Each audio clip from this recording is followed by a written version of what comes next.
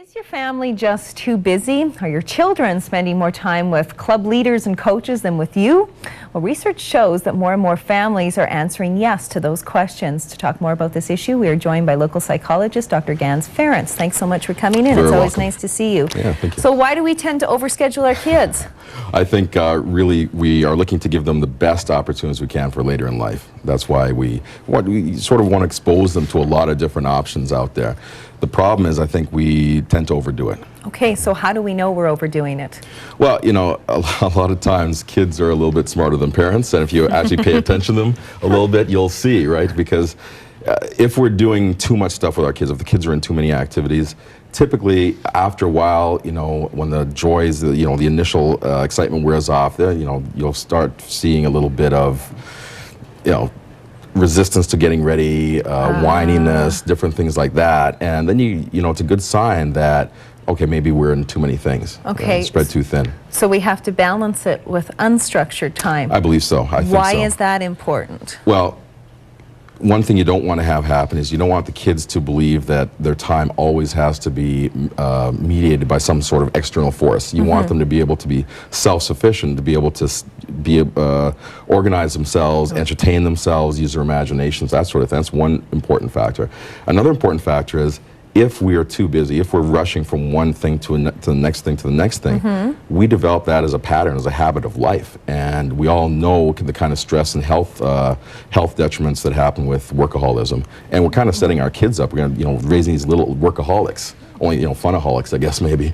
Well, I guess we'll find out more about that later because we have an interview coming up about why we don't take vacations, so stay tuned for that. But so what can we do, though, to make sure that we're not overscheduling our kids? Because the summertime, you want to keep them busy. You don't want them sitting around at home. So what's the balance? What do we do to make sure that they're not overscheduled? Yeah, I think it is important to have that balance. One of the things is we have to show them by example, right? So parents need to live a balanced life without overscheduling themselves. That's one thing. The second thing is I think really looking at, approaching the question from a different angle.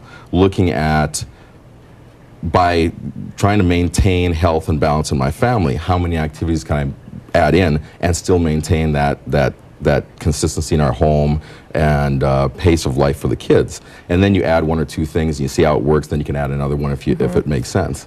How important is family time in the grand scheme of things? I think very important. One of the reasons that people tend to overschedule their kids is that belief that if the kids are not busy enough, they're going to get into trouble, right? But I really believe it's not so much the busyness, it's more the connection with the family, the supervision of the parents, that sort of thing. So having the family time, the kids get a real sense of belonging, they get a sense of safety, a sense of really containment in their family. And by that sort of provides a bolster and an inoculation against some of the other influences that will be out there.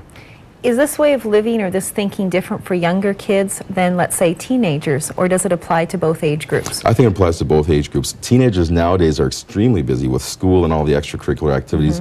I read an article in the journal that said that teenagers are getting something like 5 to 6 hours of sleep at night on school nights, and they're really supposed to be getting 9 to 9.5.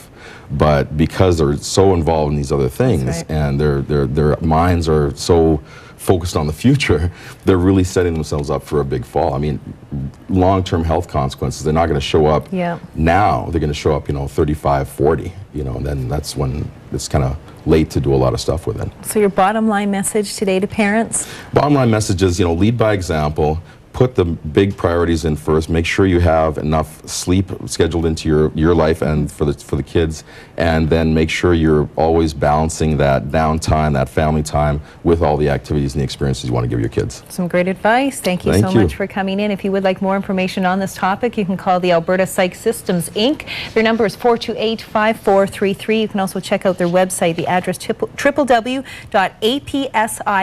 that's all one word, .com. Nice to see you. Enjoy the sunshine today. You too.